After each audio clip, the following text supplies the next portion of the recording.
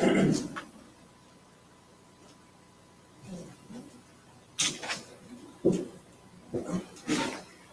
morning, everyone.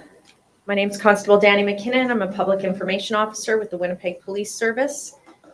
This morning, Inspector Elton Hall from the Organized Crime Division will be presenting on two matters. One, the first matter is a drug trafficking investigation, and the second matter is called Project Gauge, a long-term firearms trafficking investigation. Sir?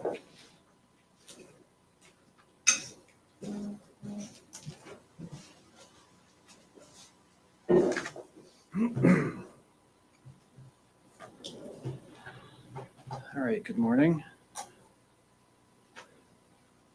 So as mentioned, I'll start with the drug investigation first.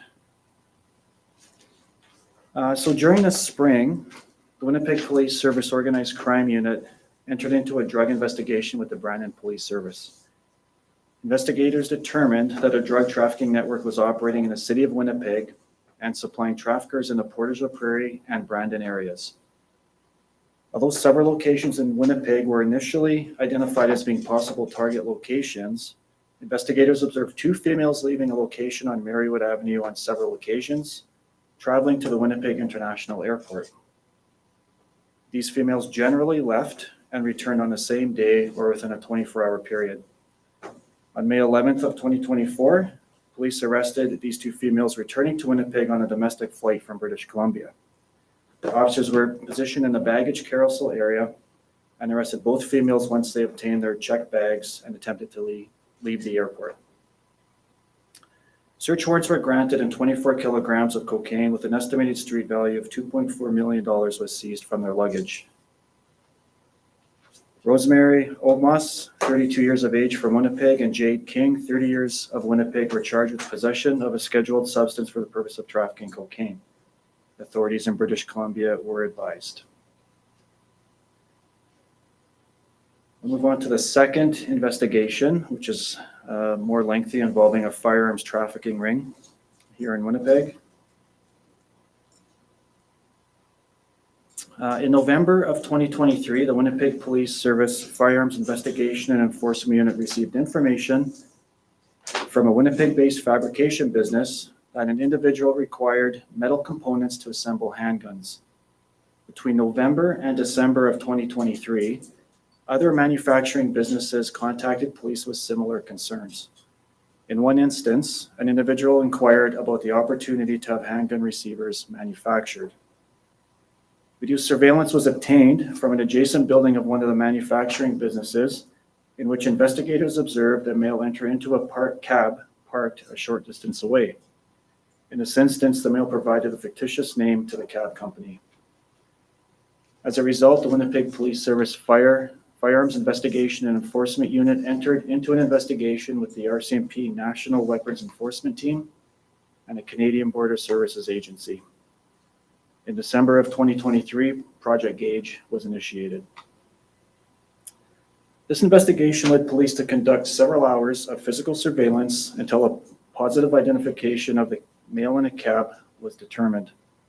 Police identified the male as being an associate of Blake Ellison Crate, an individual previously charged for firearm manufacturing and trafficking in 2022 by the Winnipeg Police Service Firearms Investigation Unit. In collaboration with partnering agencies, it was determined that firearms components were being trafficked to addresses within Winnipeg. Legal authorizations were granted to monitor the movement of firearm parts, while warrants to intercept conversations were obtained for several individuals, one being Blake Ellison Crate. As a result, the Correctional Service of Canada and Manitoba Corrections were notified and assisted with Project Gauge. Using recorded correctional facility phones and a contraband cell phone smuggled into Stony Mountain Institution, investigators learned that Blake Ellison Crate was shipping firearm components from across Canada to addresses in Winnipeg. Communications were intercepted and recorded by investigators, both from the correctional facility where the phone conversations occurred and from the contraband cell phone. Conversations were also intercepted in which individuals were literally schooling one another in the manufacturing of 3D printed firearms. Many of these conversations occurred for hours at a time. Additional conversations were intercepted, directing individuals to purchase 3D printers and move them to locations in Winnipeg to prevent police detection. The contraband cell phone was also used to access the internet and order firearm parts from retailers across Canada to Winnipeg. Furthermore, investigators intercepted pictures of 3D printed Glock handguns sent via text messages. Investigators learned that Blake Ellison Crate had money deposited into his bank account on several occasions. These funds were used to e-transfer money to firearms retailers to purchase firearms components that were used to assemble 3D printed Glock handguns. Fearing that the Glock-style handguns were being manufactured and trafficked in Winnipeg by this group, investigators executed 4 search warrants on May 20th, 2024, in a 200 block of Dumoulin Street, 300 block of Parkview Street, 100 block of Brevet Street, and 600 block of Sutter Street, all in Winnipeg. As well, on an unspecified date, the cell block of Blake Ellison Crate was searched at Stony Mountain Institution, and I believe a cell phone or an electronic device was located at that time. Arrested was Michael Rivers, 26 years of age, Canoe Daniels, 25 years of age, and Danielle Delio, 25 years of age, all from Winnipeg. As you'll see, they were charged with a variety of offenses, including conspiracy to commit indictable offense, weapons trafficking, weapons manufacturing, possessing a restricted weapon, and possession of firearms. Blake Ellison Crate, 25 years of age, who was already incarcerated, was subsequently transferred to the Bowden Institution in Alberta. As the processing of information obtained at the above-mentioned addresses continued, Blake Ellison Crate was transported back to Stony Mountain Institution and placed under arrest by the Winnipeg Police Service on April 19th, 2024.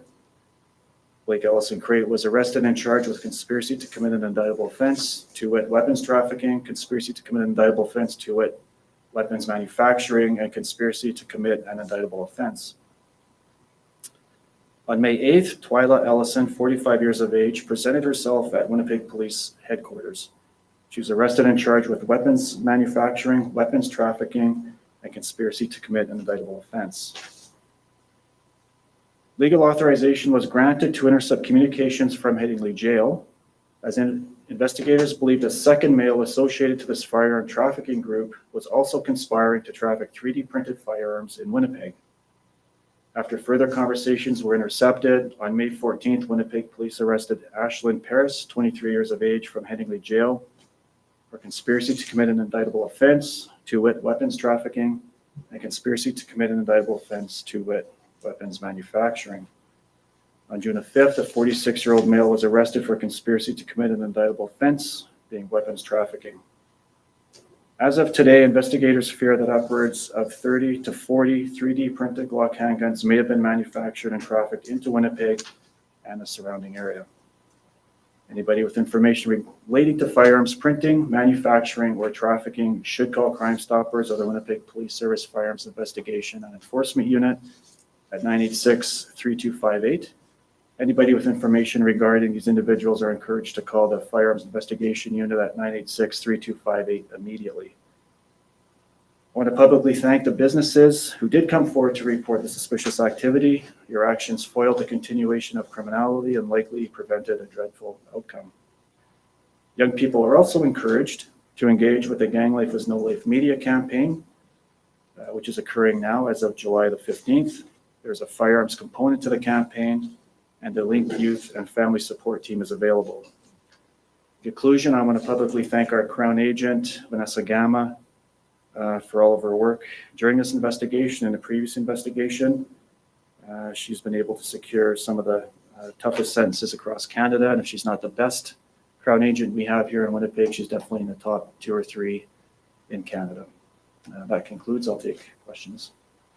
On the drug investigation, so the drugs are just in checked bags. I mean, are they using any kind of subterfuge other than hoping they're not getting searched? Like, how do you, or are they just packing these bags full up of? I think they're just packing the bags full of cocaine, going on a plane and going. And just kind of hoping they're not caught, kind of thing. Is that really what it is? I believe so. Yep. Are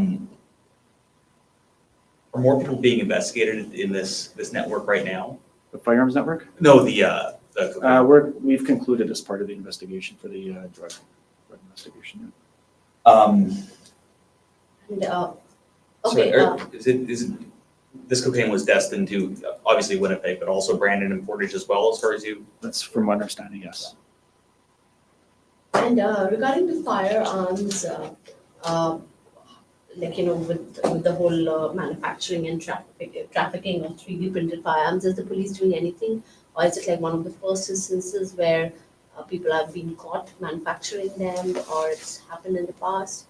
No, we've had, I believe I've been up here 3 times talking about these manufacturing rings, and Blake Ellison Crate was charged previously by us in a manufacturing ring. He had a 12-year sentence. Okay. And this time he just pled out to a second 10-year sentence. They're 2 of the biggest sentences across Canada right now. I mean, in this, in court, I mean, Ellison Craig claimed, he was being pressured by gangs to get back into this. I mean, what do you make of that claim? I can't say for sure what was happening in jail, but our evidence and the conversations that we intercepted and the evidence that we were able to intercept on phone seems it's pretty candid that he was a willing participant and knew exactly what he was doing. He was directing individuals to traffic and to print these guns, and he was actually schooling individuals on how to traffic and how to assemble these firearms. Where was the printed Glock seized? I mean, it's one of these addresses. Do you know of it? I can find out for you. I want to say it was in Dumoulin, but I'll double check and make sure. You mentioned that there were several local metal fabricators to create. Where were these manufacturers mostly? Like, were they in Winnipeg or somewhere around Manitoba where they were getting all these parts from?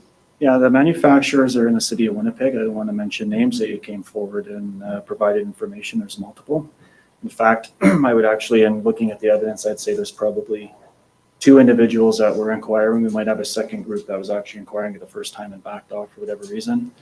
And then we also have these firearms retailers that are going to have to be addressed in the near future about sending parts across Canada to and from. There's obviously new legislation in place right now, so some of these retailers best be careful on who they're selling parts to and what they're doing, because I'm not scared to go across Canada and start smoking doors in other cities if I find that these retailers are sending parts here illegally or without the proper paperwork to do so. Would you like to see some kind of, you said there's no current legislation about this. Would you like to see something that would allow you to go after the shippers of these parts? Yeah, the new Bill C-21 does address some of the movement of these parts. So, for us, in this particular instance, we're looking at the actual trafficking that's going on right in front of us. We didn't necessarily have a lot of time to have this investigation go months on end. What we'll look at now is the back end in the near future, the retailers and how they were sending it, if their paperwork's in place, et cetera, et cetera. But I do know in Canada, and there seems to be a handful of these retailers in Canada that they'll ship to anybody, and they actually will jack up the price to certain individuals, knowing full well that the parts that they're getting are for 3D printed guns. So there's a black market with some of these individuals selling parts as well.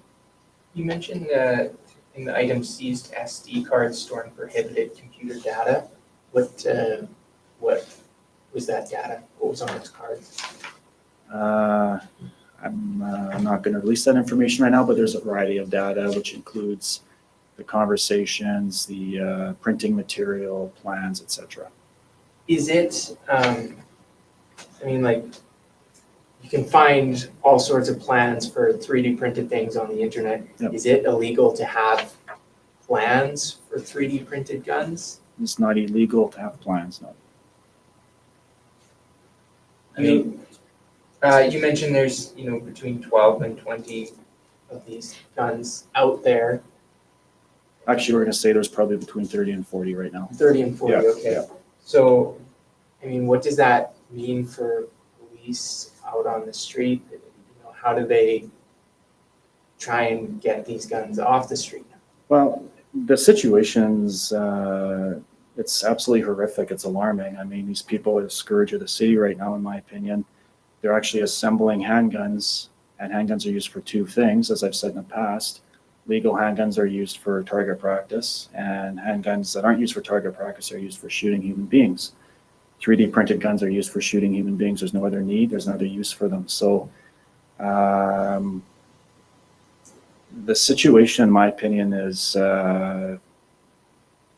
it's horrific. I mean, officers are going to be going to situations now where there's at least 30 or 40 more handguns on the street. You have individuals on the street, whether they're law-abiding citizens or involved in criminality, that now have to deal with 30 or 40 more handguns that are on the street likely. You know, as a police service, I think we're doing a good job in trying to prevent it. To answer the second part of your question, I know I pulled the stats up. I do my second quarter stats next week, so this first half of the year are finished. And right now, there's really no red flags in relation to these guns that are on the street. But August and September are generally my busiest months. So we'll see what happens during the third quarter and if no gun stats and gun violence goes up in the city. But, you know, right now when I pull up my stats, you know, we're pretty steady compared to last year. So there's been no real spikes in actual violence as of yet. How Do you have sorry. those stats handy?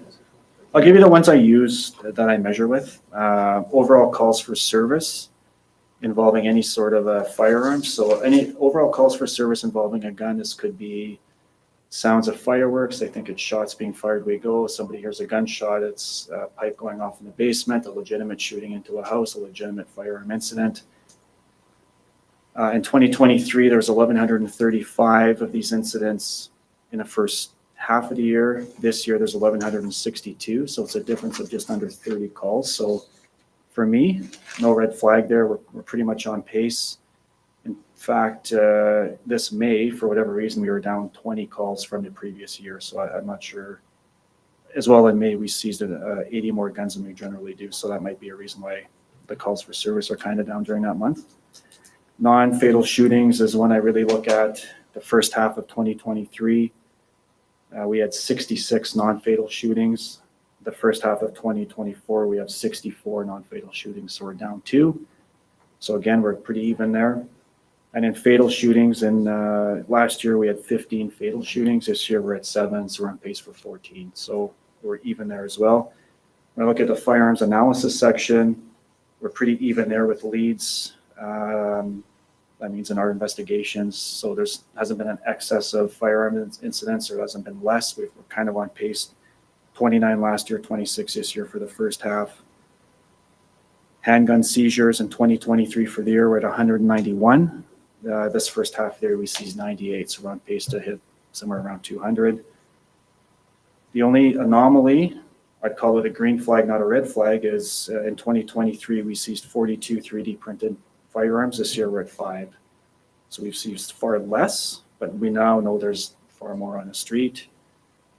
The other reason for the lack of seizures just could be the fact that their 3D printed guns are cheaper. They're disposable to a certain extent. So we'll just see how the year goes. As I said, September and August tend to be the busiest months for firearms incidents. So you said 15 fatal shootings last year. Was that That's your for the whole total? year. Your total, and in this year, for the first half of the year, 7. So police had previously arrested Blake Ellison Crate. He was in jail for This exact, manufacturing. yes. And then he continues doing it from jail. I mean, from an investigation standpoint, how do police deal with that? What's going to stop him from doing this again from inside? Well, I'll say this about this. So I'll start with the sentences on that. So when Mr. Ellison Crate received a 12-year sentence, the investigators in my unit have commented that when people were coming in under arrest for firearms incidents, especially involving 3D printing on video, they are adamant that they're not involved in 3D printing because they saw the sentence that was handed out to Ellison Crate. He is I've listened to some of the conversations, I've talked to investigators. He's a very unique individual. I think he's got a fascination with firearms. I think the fact that he's in jail right now is a benefit to society. I think he's potentially a very dangerous individual. So the fact that he's in jail doing it again speaks volumes about his character and probably his mental state and where his head is at. He received a second sentence, a 10-year sentence. I think it's the second longest sentence in Canada now for this exact firearm trafficking and manufacturing. So although it hasn't deterred him, I know it's deterring people on the street, because the first thing they're saying when they get in here before you even read their charge and caution is, I'm not involved in the firearms printing or the manufacturing part of it. They want nothing to do with that because of the sentence. The firearm sentences here are very strong and they're very good, and they're very fair in my opinion, given some of the violence you see on the street. So I can't speak on behalf of Mr. Ellison Crate. I mean, his first sentence was 12 years. You're looking at 1/6 to serve if you behave. That's a 2-year sentence, maybe a 3-year sentence. You're out and he's in jail doing this again. So you'd be looking at 2/3, I think, now over a 22-year sentence. That's pretty substantial time. Sorry, how do these two compare to previous seizures of drugs and the 3D weapons? How do these compare with previous investigations or seizures? Well, right now, when you're talking about the drugs, I mean, when I started, you were looking at ounces of drugs, ounces of cocaine, and that was a big deal. And then over the last 5 years, since the pandemic, you've seen a total change in how the drug scene is. Like now it's all kilo-based seizures for the most part, especially in methamphetamine. Nobody really deals in smaller amounts anymore. You know, I could get into a political talk. I mean, I think we have an issue with legislation. I think we have mandatory minimums have been repealed. Nobody's scared of going to jail for trafficking drugs. So in relation to the drug side of it, I mean, this to me, it's cocaine. So it's, you know, of the hard drug, it's lesser of the hard drugs. But if this was methamphetamine or fentanyl, it's pretty concerning. I mean, in the past, we've had 75 kilos up here, 68 kilos up here of methamphetamine. That's very, very concerning. But, you know, Winnipeg's not isolated from this. I mean, it's across Canada and other cities. The unique part about Winnipeg is we are central in Canada. And as I've said in the past, what we're noticing with these long-term projects we're doing is drugs and guns do funnel into Winnipeg and then get dispersed across not only Canada, but other parts of North America. We're Chicago, Winnipeg, and it looks like Atlanta seem to be the three hubs of all these weapons and drugs in and out. So the old days of drugs going up the West Coast and going across Canada, money coming back are long over with. It's totally changed. The dynamics changed. And that starts with politics in Mexico and overseas as well. And it comes up. In relation to the firearms, these are like this, again, this investigation, although we don't only seized one handgun, you're talking about 30 or 40, you're talking about multiple people under arrest for this. This is another firearms ring. It's big, it's huge. I mean, this is problematic, and this is what we know. And we only knew this because good people in the community came forward, not one, but multiple at businesses saying, look, I think something's not right. These people are asking for odd parts to be made, or actually using the term firearms or guns or handguns to have parts made for them. So this is good. This is our problem right now. Like this is the headache we have right now, are the 3D printed guns for sure. And you mentioned that most of the people have been taken into custody, but do you think there's there's a bigger network, a criminal network or a gang involved in this whole manufacturing of the 3D guns? Well, there's always, the manufacturing now is, you'll have independent people doing it, and you'll have organized crime figures doing it. Mr. Ellison Blake is well connected in that world. He has the people he can sell the guns to.